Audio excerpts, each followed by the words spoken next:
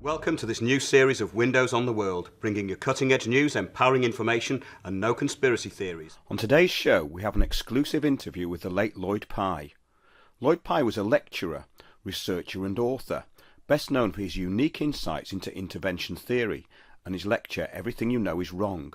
Lloyd passed away on December 9th, 2013. Windows on the World did this exclusive interview with Lloyd, which has not been screened anywhere else.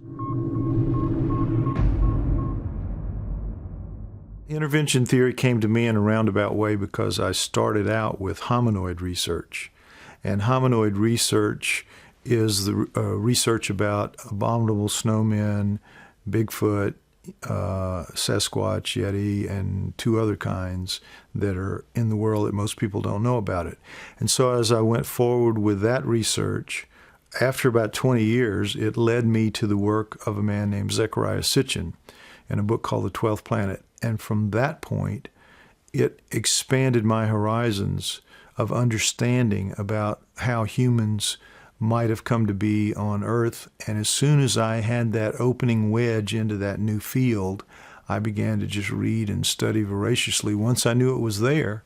And I began to incorporate it into what I was doing with my hominoid research to make basically a whole different approach to human origins. And the result of that was a book called Everything You Know Is Wrong. Late 1997 to come out with that book, Everything You Know Is Wrong, but I had been working on it for about 4 or 5 years, building the information network that I needed to make the connections between what he was doing and what I was doing.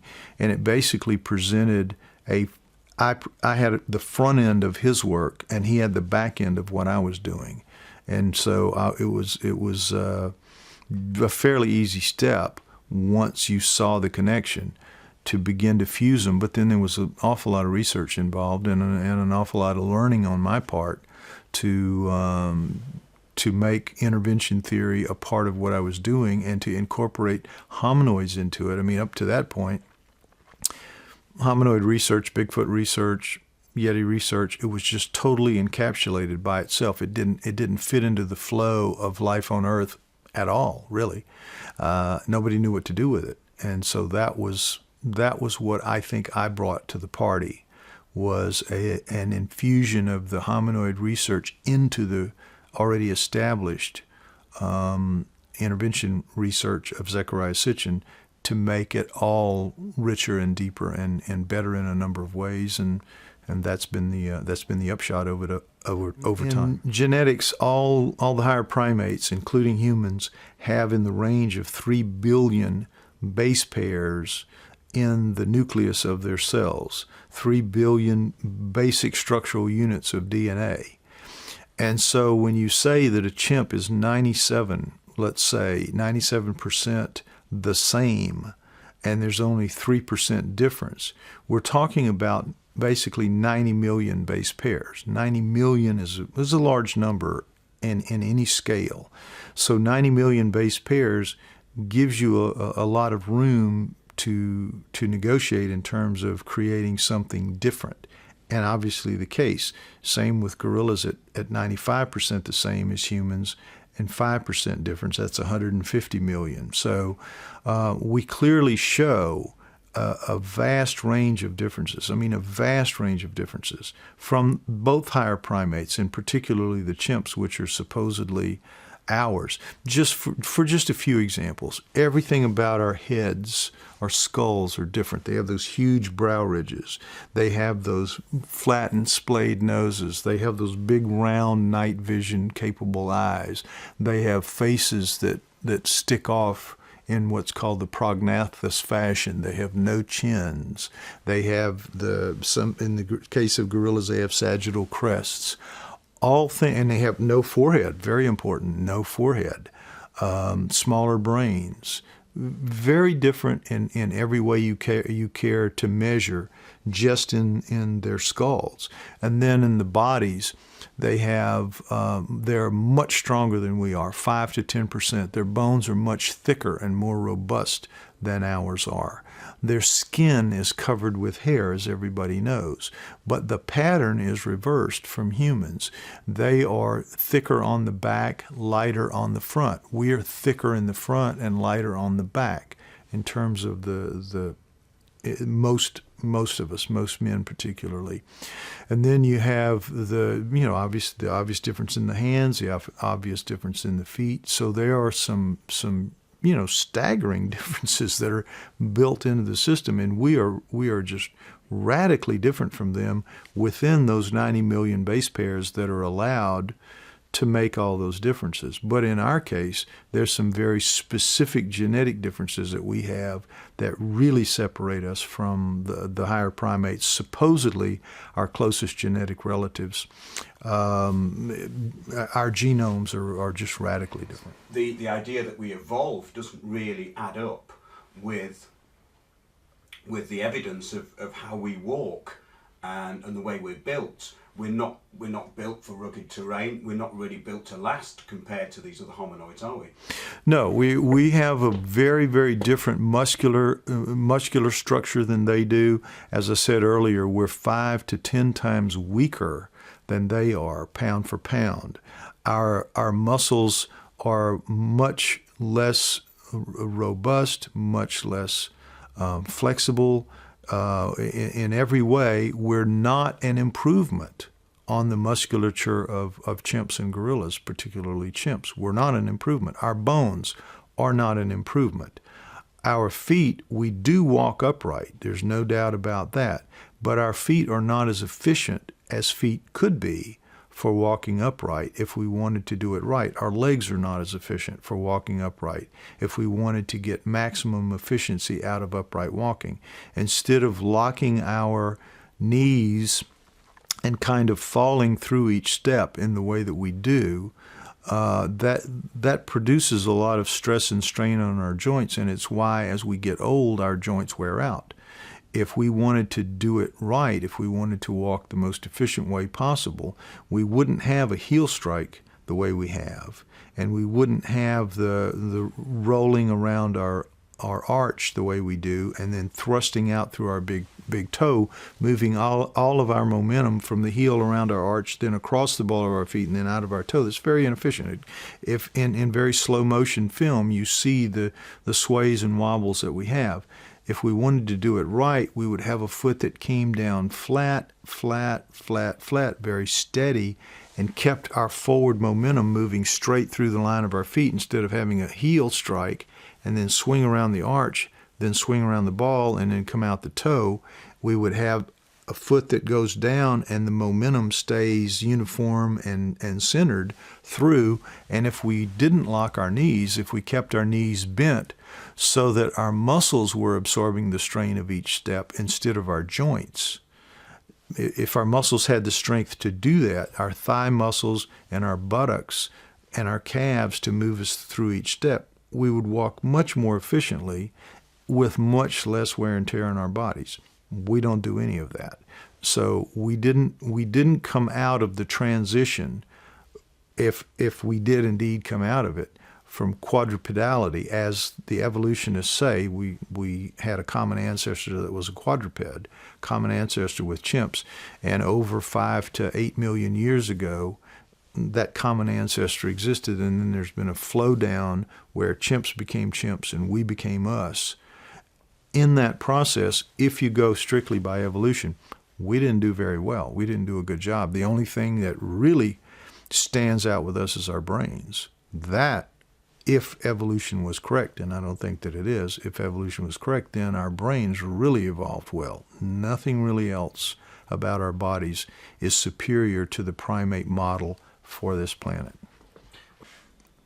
The Miocene era begins at around from 25 to 20 million years ago. And you go from there to around 5 million years ago, and that's considered the Miocene. And in that period, apes appear. And science now accepts only the quadrupeds as coming out of it because that's all that are accepted today. And that's the chimps, the gorillas, the gibbons, and the orangutans.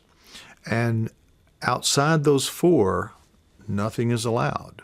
No bipeds are allowed because when the bipeds appear in the fossil record, and by bipeds I mean two-legged primates, when they appear in the fossil record at now around 6 million years ago, they are all considered to be pre-humans because the window for the common ancestor, which they still believe in, which they still promote, despite the evidence that genetically we only go back as far as 200,000 years.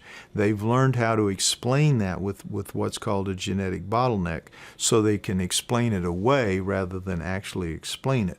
So they're still clinging to the idea that we evolved from a common ancestor between 5 and 8 million years ago. So even though the bipedality part of it has been pushed back to about 6 million years ago, they're still saying that anything walking on 2 feet is pre-human, and that's important. So any evidence of bipedality farther back is just ignored, just disallowed. But there is evidence of such.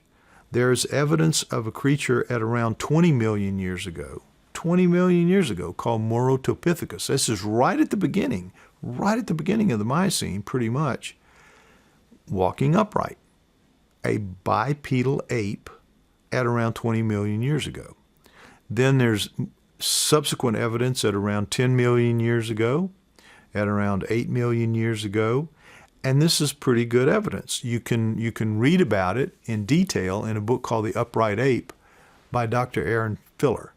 And Dr. Aaron Filler is a thoracic surgeon now, I think, but he also was originally an anthropologist, so he knows what he's talking about. And he says that it looks to him like there was a period in which there were upright apes, upright walking apes, 20 million years ago, that somehow decided to stop walking upright, that wasn't efficient enough, and they went down and they became quadrupeds. The bipeds became quadrupeds, and then out of those quadrupeds came humans. They went back upright again as humans, and some of the quadrupeds stayed quadrupeds to create today's chimps and gorillas and gibbons and orangutans. So if you want the evidence, it's out there. If you want to explore it, it's out there. Now, of course, needless to say, Dr. Filler and his theory and his book are just, excoriated by mainstream science as just impossible and laughable and stupidly wrong and all that. But actually, he's trying to be as mainstream as he can be by saying the bipeds became quadrupeds and then later became humans. But the truth of it is the bipeds were there from the beginning with the quadrupeds. The apes that came were bipedal apes and quadrupedal apes, and the bipedal apes have gone right on through the whole 20 million years right up to today to be what we know as the hominoids, or what I call the hominoids, which is Bigfoot, Sasquatch, Yeti and the Abominable Snowman, the Almas and the Kaptars in Russia, and the Agaguis and the Sidapas in the jungles that circle the equators of the earth. There are 4 kinds of these primitive primate, hair-covered, upright walking chimps and gorillas. Upright walking chimps, upright walking gorillas, whatever you want to call them. That is what these creatures are. So when you look at the truth of the situation, which is that hominoids are real, they're out there in the hundreds of thousands, and they live in the areas of the earth where humans don't live. We think we live everywhere. We think that we just absolutely live everywhere on the earth. It is not true. If you take away the arable land, if you just pull out the arable land, take away the deserts, take away the ice caps, take away the tundra, where can things live? If you just look at that, we live in half of that. Humans occupy half of that. The rest of it belongs to the hominoids. They share the planet with us. And we wonder why we can't find them, why we don't see them more often than we do. I deal with that in considerable detail in Everything You Know Is Wrong and in Intervention Theory Essentials, because that's really obvious and easy, and I won't labor the points here. But they are here. So we don't fit, humans do not fit in the flow chart of life on Earth for 20 million years. We just don't fit. We clearly appear at 200,000 years ago. Our genes say we appear at 200,000 years ago. The Sumerians say they created us at 200,000 years ago. Our genes in our bodies show clearly that we've been genetically engineered.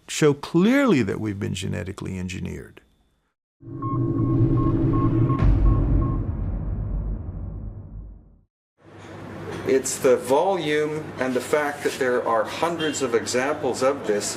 There are actually 5 different kinds, 5 different styles of elongated skulls here in the Paracas History Museum. That could represent 5 different social classes. We don't really know. No one studied this since 1928. And there seems to be a genetic tendency to have fewer teeth, especially molars. In some cases, there are at least 4 molars missing, other cases 8. And some people have said that that would be the result of a poor diet, which isn't true because the Paracas area was incredibly productive in terms of producing food.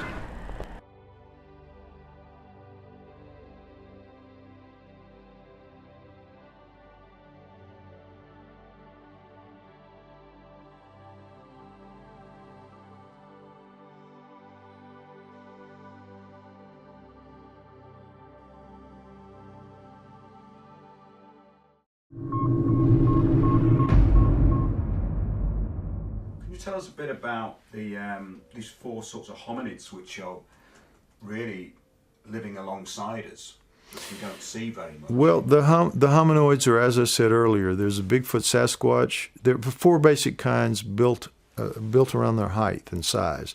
There's the Bigfoot Sasquatch kind, which are giants, 8 to 10 feet tall, 800 to 1,000 pounds, very solid. Then there is a man-sized kind, the abominable snowman yeti kind. And when I say man-sized, I mean 5 to 7 feet tall, 400 to 600 pounds, in that range. They are confined to the Himalayas. The Bigfoot Sasquatch can live in any environment of very heavy forest, montane forest. The Yeti abominable snowman type lives in the Himalayan ranges, which taken all together are roughly as big as the United States. It's a lot of territory.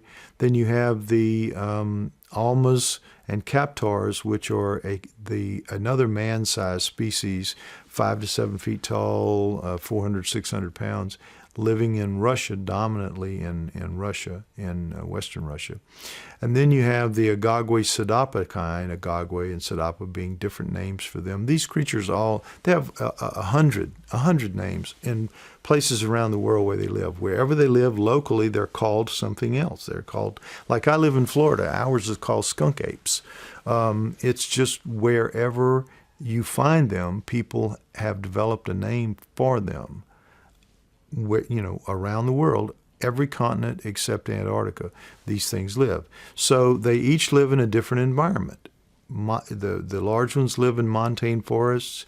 The abominable snowman yeti lives in the Himalayas, so they're better adapted to mountain life.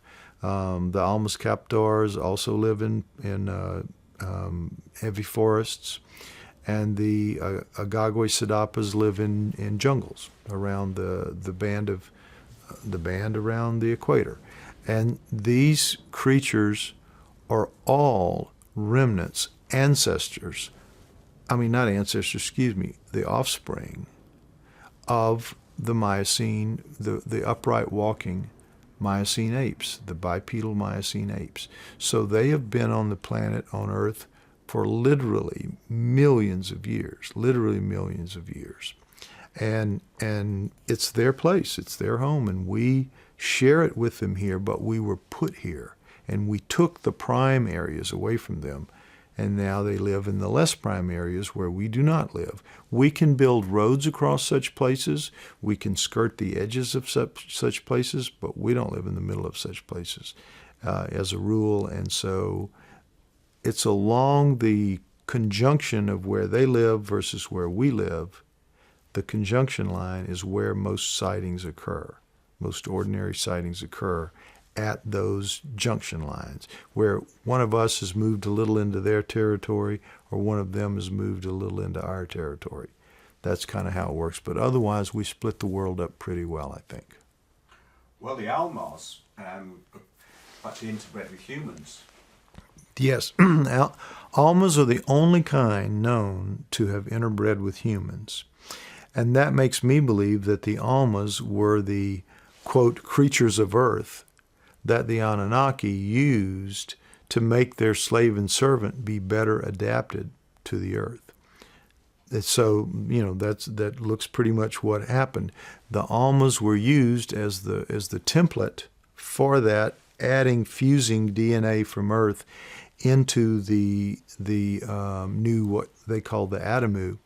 And so when that happened, when that infusion of DNA came, guess where it came?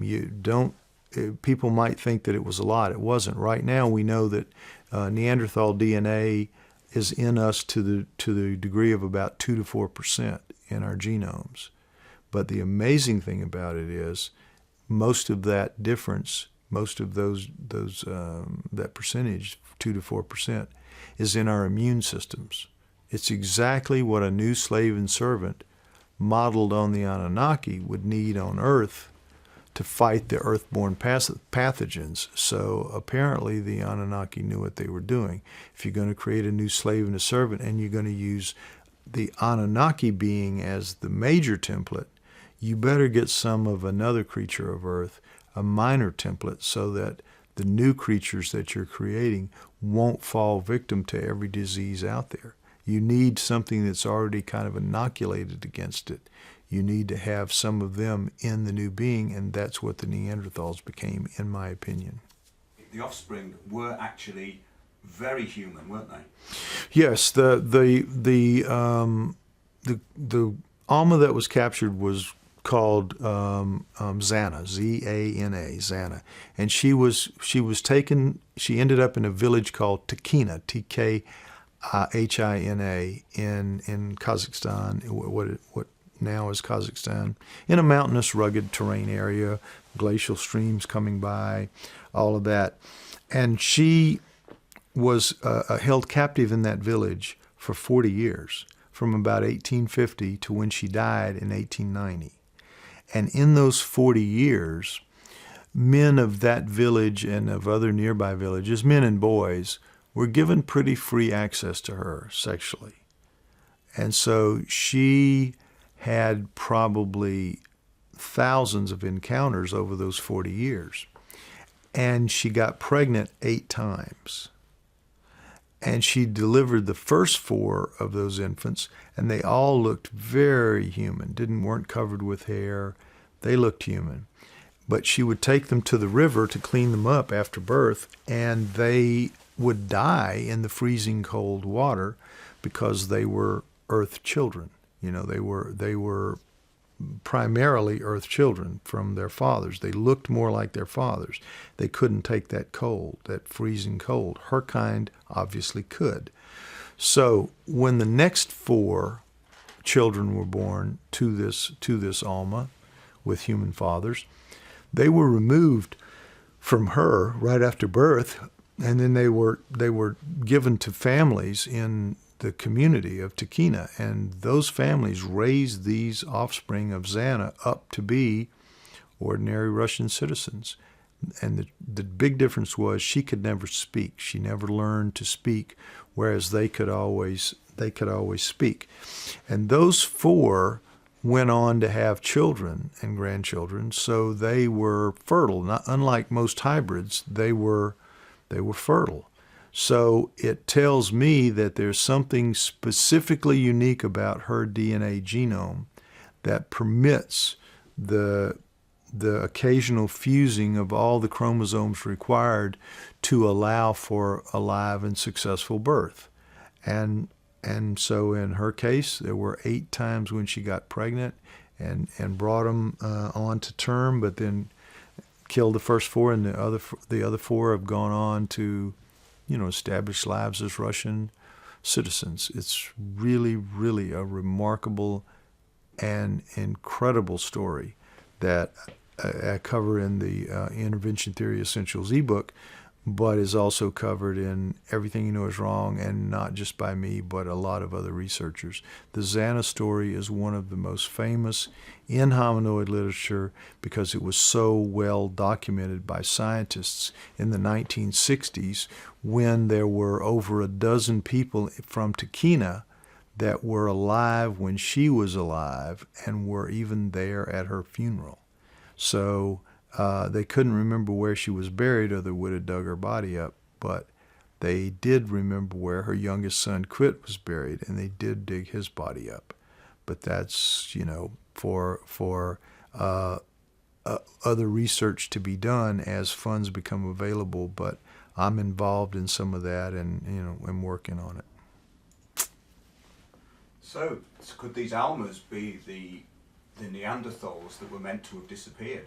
I believe they were. I believe Almas were indeed Neanderthals, and that Neanderthals were the, quote, creatures of earth. That's the terminology in the Sumerian tablets, that we shall take the creatures of earth and we shall bind upon them our own essence, our own DNA, and we will produce a creature that will be a lot like us, but will be a lot less than us. Will be we'll make them a lot stupider, a lot weaker, a lot smaller.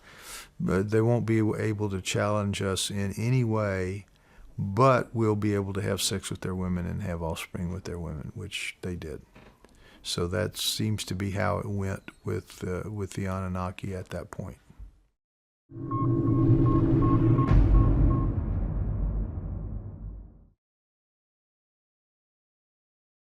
Visiting Inca country, which is, the area around Cusco, I noticed automatically that there were very great differences between so-called Inca constructions. Some of them were very simplistic in terms of field stone being stacked on top of each other with adobe mud.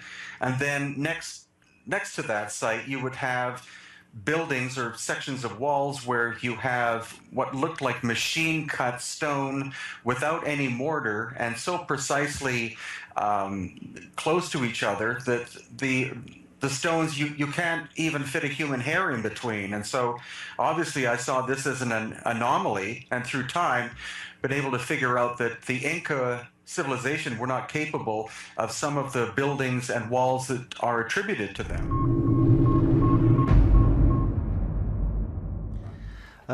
There are different types of dating which you can do with stone. Something to do with sonar luminescence, which is to do with when the sun last hit the stone. This is something Robert Temple and other researchers have been trying to do in Egypt, and they've actually got some results which actually kind of match the traditional dating of the pyramids there, which is like 2,500 BC or around that kind of general area. And so, yeah, they could do that, but the problem is the stones were all on the surface. And they've just been knocked down a hill, so I don't know if it would work in that respect. Perhaps in the mound, where it looks like they've used certain lumps of stone as part of the construction, part of the layers in the man-made mound, perhaps something could be done with that. If you go back to the idea of the Big Bang, I think it's in your lecture, you say in the beginning there was nothing, which exploded. Right. That's true. I mean, if you look at the mainstream perception of how everything came to be on Earth and everything came to be in the universe. It starts with a Big Bang, which is the concept, exactly as you said, that there was nothing which then exploded and turned into something enormous beyond imagining in complexity and size. That didn't really happen. It's hard to know what did, but that didn't happen. We just have to work harder to figure out what did happen. But the Big Bang is required, as are dark matter, dark energy, black holes, all these things that everyone is very familiar with. All these things are imaginary constructs created by cosmologists because they have to come up with something to explain the mathematical drawbacks of gravity as the binding force that holds the universe together.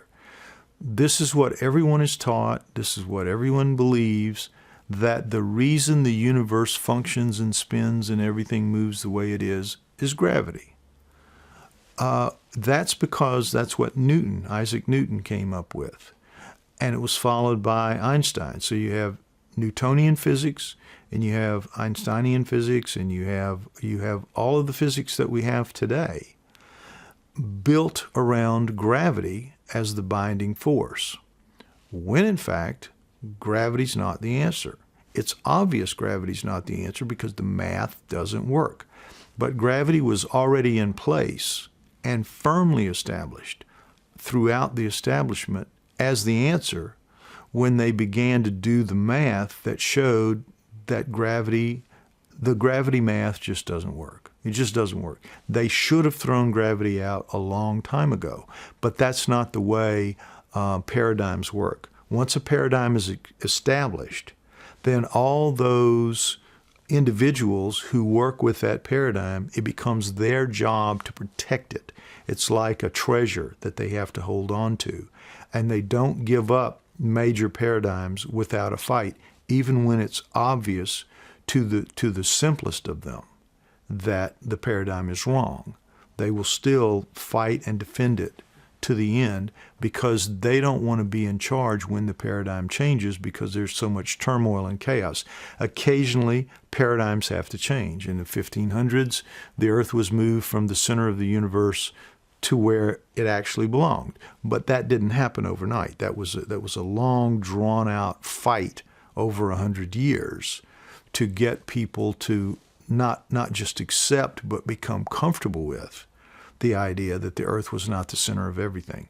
The generations that grow up believing in a paradigm, they pretty much have to die. They're not going to give it up.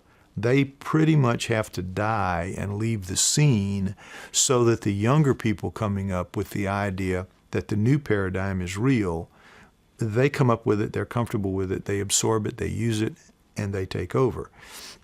So that's what's going to happen with gravity right now. But it's clear there is a movement underway. Anyone can look it up, called the electric universe theory. The electric universe theory, with a couple of individuals named David Talbot and Wal Thornhill. And these guys are the leaders of this field. But there are a lot of well-qualified people, PhDs, involved in the electric universe theory. And what it posits, and I think establishes, is that actually electrified plasma, is the force that holds the universe together, not gravity. Electrified plasma.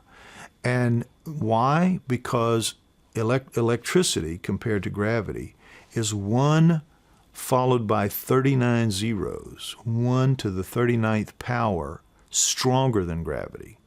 Electricity is 1 to the 39th power stronger than gravity. So try to imagine, if you will, dust particles, which is how the mainstream says it all began, like the lightning bolt into the warm pond of water, and life suddenly, it's one of these fairy tales that they make up for simple minds. And so they say that 2 dust particles floating in the vastness of space, in the vacuum of space, come near each other, and they have enough gravitational force to hold each other together. And then these two now go out and they combine their gravitational force and they find another dust particle and they collect it. And then those three go out and find another individual and collect it. None of that is true. At the granular level, gravity has no force. It's just no force. It can't do this. They just come up and hit each other like pool balls and move off. Not going to happen the way they say it. But now gravity, those dust particles in the presence of electricity, of electrified plasma, which is indeed out there. It's ubiquitous. It's everywhere. It's a soup we all live in. We all swim in every minute of every day. I'm bathed in it right now as I say these words. It's everywhere. That force allows them to hook up. That force allows these things to happen. Without electricity, there is no gravity. Gravity exists in the presence of electricity. And because electricity is everywhere, this is what fooled Newton, this is what fooled Einstein, this is what fools everybody. It isn't that they're fooled, they just don't want to deal with it. They don't want to deal with the changes that have to occur to accept that gravity's wrong and electricity's right.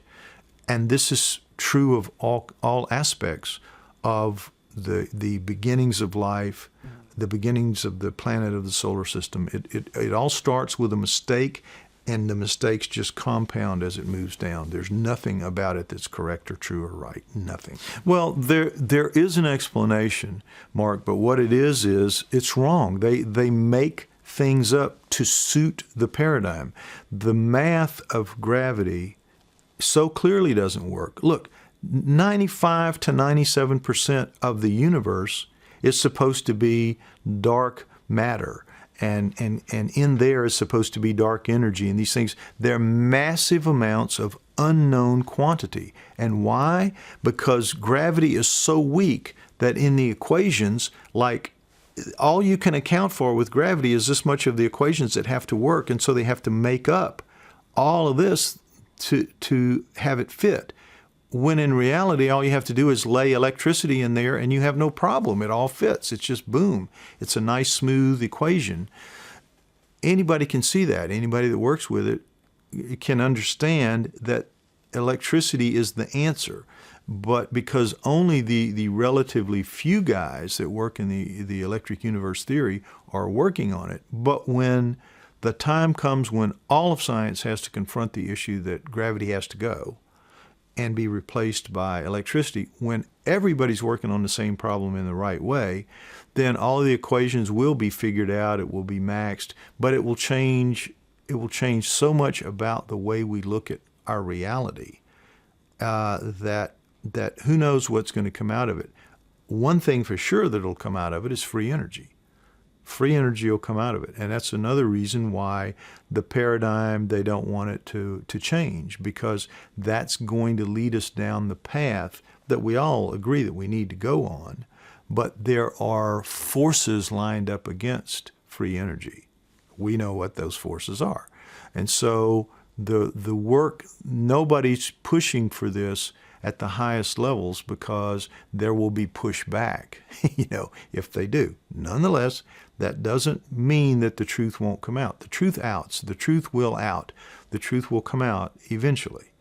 And people like me are just, pretty much lone voices crying in the wilderness right now. But as the message spreads slowly from person to person the way they do, eventually there will be a critical mass will be reached. A tipping point will be reached. And people in positions of authority will, if not start asking questions themselves, they will start being asked questions. They will start being pressured. And that's going to change the dynamic and eventually will shift it so that the new reality of electricity will take over from gravity. Inevitable. 5 years, 10 years, 15 years, 20 years, I don't know, but it will happen. It has to because it's right. Let's imagine 4.5 billion years ago, a seething ball of magma. What over time, with all things being equal and no external force applied to that forming planet, what's going to happen to it? What can happen to something that's cooling in the vacuum of space? We've all seen in documentaries and science fiction how incredibly cold it is in space. Cold, cold, cold. So when that planet forms itself and the seething magma cools off, as the magma is floating through space, the skin of it, the skin that's meeting the cold, is hardening, hardening, hardening, hardening. So over time, that planet, all of it, is going to harden into just a crusty shell of nothing, and it will be Mars, or it will be any of the other, Mercury, it'll be any of the other dead planets out there, or it will have some kind of vaporous cloud around it, but there's going to be, basically no life underneath the vaporous clouds of whatever poisonous gases there might be. But in general, there is not going to be anything like Earth. Earth requires structuring. It requires things to happen to go from seething ball of magma to Earth-like planet capable of sustaining higher life. That can't really happen naturally. That has to be generated. That has to be created. Certain things have to happen in certain ways at certain times, or no Earth. So what I imagine and what I talk about in considerable detail in my work and my ebook, Intervention Theory Essentials, to show how this unfolds with illustrations that make it clear, I think, to anyone, that for this to happen, the first forms of life have to come in to that seething ball of magma. So what does that tell you about them? They have to be durable. They have to be able to live in the most hellish conditions imaginable and perform their bodily functions and live and die and reproduce and all that. Well, guess what? At around 4 billion years ago, remember 4.5, the planet starts coalescing into what's called a protoplanet. It is a protoplanet. And the protoplanet starts forming itself into what's going to become the planet. At approximately 4 billion years ago, creatures known as prokaryotes appear. And when I say appear, I mean exactly that. They appear. They don't grow here. There's no lightning bolt. There's no sky. There's no atmosphere. There's no warm pond. The whole planet is just a seething ball of magma. There's nothing like how they say life came to be. Nothing like that. There is only the appearance of the prokaryotes suddenly, overnight, and you would think that the first life form would be one kind of creature, one kind. The prokaryotes are two kinds, and they are absolutely radically different as cats and dogs. So there is no single original life form. There's cats and dogs at the bacterial level, the archaea and the true bacteria, the archaea and the bacteria, and they live on this planet, dominating all of them for 2 billion years, from about 4 billion years ago to about 2 billion years ago. Now, what is their job? What are they doing in that 2 billion years? 2 billion years, a very long time. What are they doing? What they are doing is they are living their lives, and they are ingesting things in the environment that the environment supplies, and as a part of their bodily processes, they are producing oxygen. They produce oxygen. They don't use it, they produce it. Now, what's the oxygen for? What are they doing? Because when a planet forms, one of the most abundant elements in the universe, everyone agrees, is iron, free iron. And iron is very, very reactive with oxygen. It makes rust. Anybody knows you put an iron thing out anywhere, and in a couple days you got rust on it. Oxygen and iron are reactive. So for a planet to be in position to develop an oxygen-based atmosphere, all of its free iron has to be tied up, has to be turned into rust. And that's what the prokaryotes do for 2 billion years. they turn the free iron into rust. And so we are left now on the Earth with what are called the banded iron formations. And you have these big, huge, thick bands of iron all over the place that show exactly when this was happening and how it was done. But at the end of 2 billion years, at 2 billion years ago, remember 4 billion years it starts, 2 billion years long, and at the end of that 2 billion years, all of the free iron is finally tied up. And now the oxygen that the prokaryotes are producing is able to spill out into the atmosphere itself. And now we begin the process of actually creating a planet for higher life forms. And so the first life form is brought, and that life form is eukaryotes. And eukaryotes are much more sophisticated, much larger, capable of producing much more oxygen, but they are not two forms, they are one form, and they're much more complicated. They have a nucleus.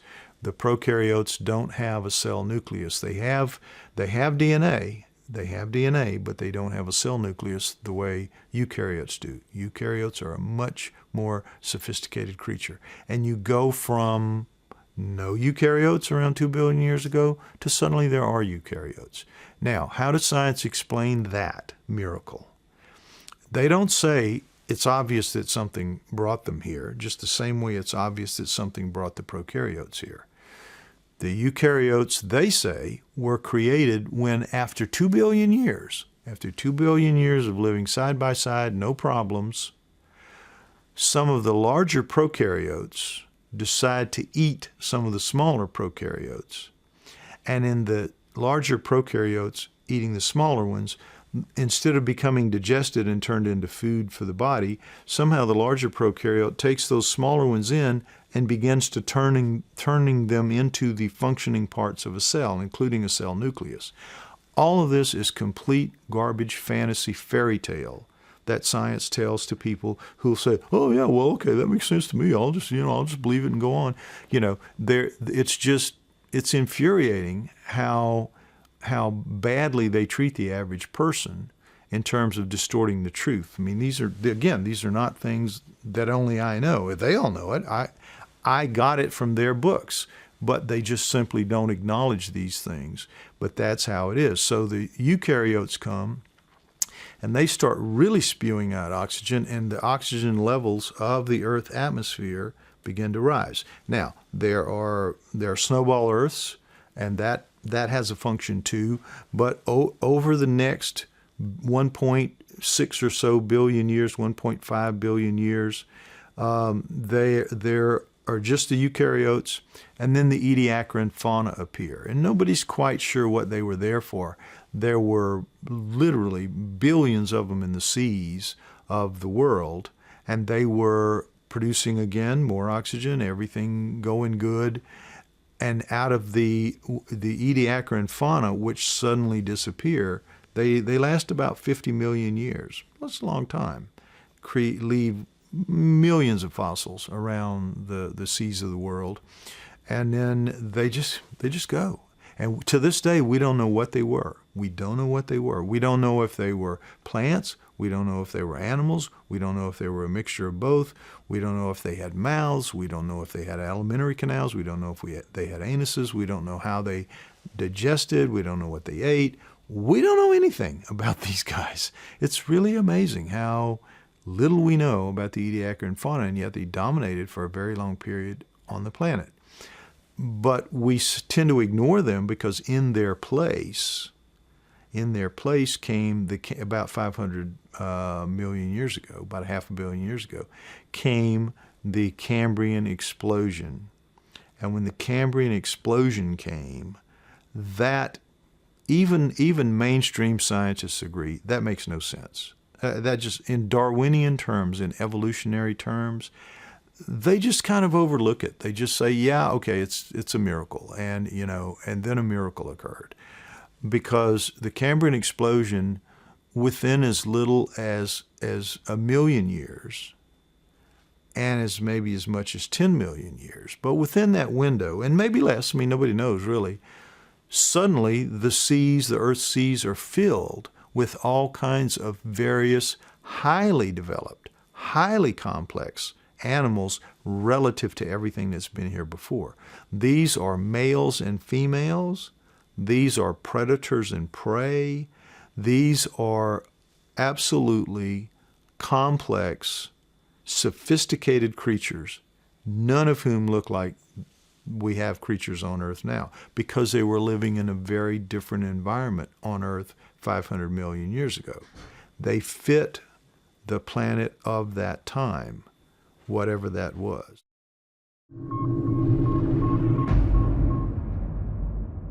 In order to support higher life, you have to block out the damaging rays that come from the sun, and that has to be done with what's called an ozone layer. And without an ozone layer, life can't exist on Earth as we have it now, higher life forms. And we have it. And not only does it matter at the surface, but it matters the first couple of feet under the water. And so if there wasn't an ozone layer, the sea couldn't contain life or sustain it at the higher levels, only down at the depths, and there couldn't be anything on the land. So another thing that was needed was provided by something or somebody that knew what they were doing. Somebody terraformed the Earth. I think the evidence is clear that the Earth was terraformed all the way back at 4 billion years. The image that I have and what I discuss in Intervention Theory Essentials and in my other work is that there are a group of whatever they are, I call them terraformers, beings of some kind, and they must travel around the galaxy looking at new forming solar systems, which seems to be going on all the time. And when they find a newly forming solar system, they are able apparently to calculate where what's called the Goldilocks zone is going to be. And the Goldilocks zone is the area that's far enough from the sun so that higher life forms can exist, but not too far from the sun so that it'll be too cold and there won't be enough light and they can't exist. There is a Goldilocks zone. Not too hot, not too cold, perfect. In our solar system, Earth's in the Goldilocks zone, so Earth got all the attention. But in other solar systems, the other planets are going to be in the Goldilocks zone because it's a function of how large the sun is, and Earth is just a mediocre, regular, middle class, if not small, slightly small sun. You can have them much bigger, so that expands out the Goldilocks zone. So it depends. But these, if they know how to do it with Earth, and they obviously did, and they were obviously very experienced, they've already done it. They had already done it to a lot of other planets, like Earth, created other Earths, so that the idea that we're alone in the universe is, to me, just patently absurd. And over time, that will be established, that it was just our period of ignorance about this, where we live right now, today.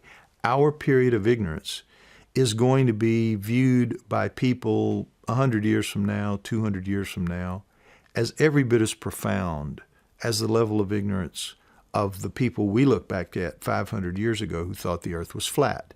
Oh, those people, flat Earth people, how could they be so stupid? I mean, we understand that they couldn't really know any better, but still they're laughably ignorant to all of us. That is how ignorant we are today of actual real reality out there. We are just pig-headedly ignorant because these facts are available to us, available to our scientists, but they just reject dealing with them because it means changing everything, changing the books, changing what they teach, changing what they believe, changing what they've been taught. Nobody wants to make change. Past a certain point in life, you don't want to change. You want to maintain the status quo. That's really all you do. That's how you spend your time, keeping things the way they are.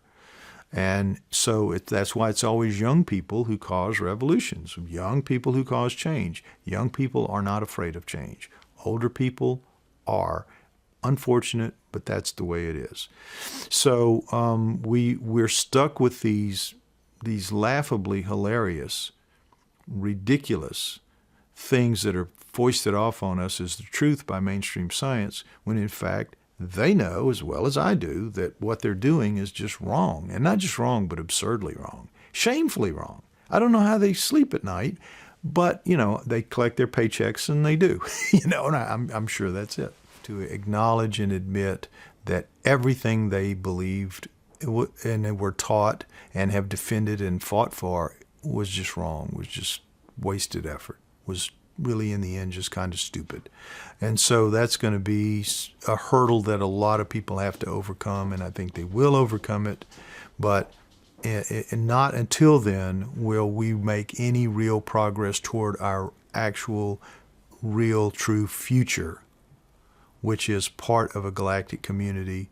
And we're not going to get there until we get up off our knees and acknowledge that that's the truth, that we are part of a community. They're out there, and sort of ask them for help. And I think when we get that mature in our understanding of things, they will help us. They will appear and help us. I don't see a bad end for us. I don't see anybody coming down like Independence Day and just blowing us away. I don't see that. I see a good ending in the end. Thanks very much, Lloyd. Thank you. Thank you for having me.